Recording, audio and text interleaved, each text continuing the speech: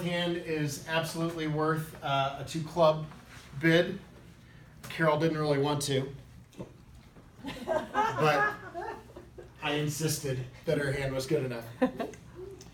And so I started with, that's pretty weak. I started with 2 diamonds waiting, and now that one's not any better. 2 hearts. And remember, no rush to get anywhere here. You've got a good heart suit, ace, king, queen, 10, 6th. I don't think I would use the jump to 3 hearts here. If you had a 7th or 8th heart, yeah, maybe you'd want to insist. But, it's a good 6-card suit and you're otherwise balanced. And, 3-0 is not out of the picture here. So I don't think I would force us to play in hearts. And now probably a bid that we have not talked about a lot, but this is normally a fast arrival kind of situation. And so responder, if you have support for openers major when they come back 2 hearts or 2 spades, 3 hearts here is a better hand than 4 hearts. 4 hearts doesn't preclude you from considering a slam, but you are warning partner off, that saying, hey, I still want to try a game, but you are really going to need the goods to think about a slam. And so I feel like if you jump to 4 hearts, you definitely don't have an ace. You might not even have a king. You could be pretty weak. So 3 hearts being better than 4 hearts, I think the opener should not give up on looking for a slam, because we have a fit, and it's like, okay, That's well, what I was sitting here right? debating. You were. So what would make the most sense next after 3 hearts? 3 spades. Okay, how about a cubit, which we will be talking about more in a couple of weeks. But cheapest available cubit, show a spade card. And so you get to do this below the game level, right? You don't want to be blasting into 4 no just yet. We're going to take this slowly and see what partner has to say. What would be the presumably cooperative response to 3 spades? Ideally, 4 clubs. But you don't have it. Well, okay, so opener probably wants to hear 4 clubs, because with Queen Doubleton, that is the suit of biggest concern. All right? 4. But you don't know what exactly partner's looking for. Partner may be looking for a diamond card, right? So South, can't you bid 4 diamonds now? Your ace.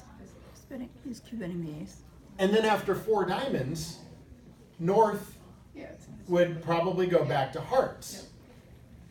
And so notice what this does, and granted it does it for the opponents as well. Also, it kind of pinpoints the problem, right?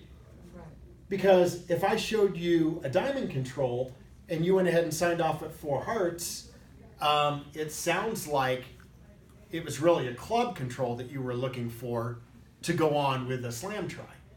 And so now, let's say as responder, let's say I had the ace of diamonds and the king of clubs, and I had cubid my ace first. Well, if I have 2nd round club control, I could go on, right? I was like, oh, partner's telling me she's worried about clubs. Well, I have a club card. So, so this is not a closeout per se, but we've kind of pinpointed the problem. However, in this situation, South has just Jack 3rd of clubs, and now you're worried that you have 2 quick club losers. If the 2 club bidder had the ace or king or a singleton club, they would probably still be going forward with a slam try, right? But with Queen Doubleton, you're like, we could be off cashing ace king. But on the first cubid by responder, if he had the king of clubs, he still skips over the club suit without the ace? That is a matter of partnership style. Okay. Would you cubid a king before an ace? Here you could probably recover from either, right? If I had the king of clubs and the ace of diamonds, it probably wouldn't matter, which order.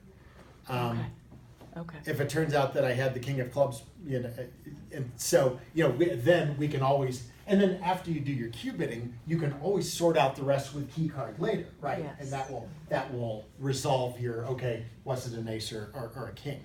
But what we are most worried about, and we do not want to use any form of blackwood, key card, or otherwise when we have two quick losers in an unbid suit.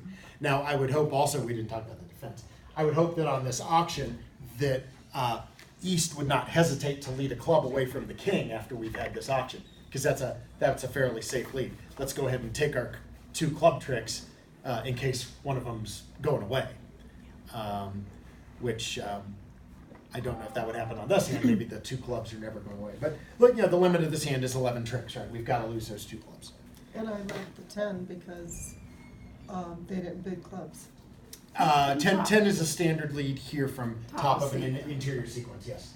So, So I'll get a the- few. The idea yeah. here is to cue bid your aces there. Yeah, Because I would just went straight to 4 hearts. Does Yeah. the 2 heart? yeah, I would. Yeah, once Tom bids 3, and now you may not have known that he was trying to show you a better hand than he could have, Yeah. right? It doesn't hurt to cue bid along the way, right? I mean, we know we're going to, you know, just in case there's some slam entries. Could the 2 heart bid show 5 good hearts? Yeah. Your rebid of a suit doesn't promise 6. Now, if you have a 5-card major and you're 5-3-3-2, you've got to choose whether you want to bid your major or whether you want to bid 2-no, right? Same problem you would face with a 2-no opening, right? You know, you would you're like, well, you know, I mean, say I'm balanced. I get no trump playing from my side. We get our systems, we get steam, we get transfers. That's the advantage of 2-no. On the other hand, partner won't know that you have a 5-card major. So you can go either way with that. Let's see if we can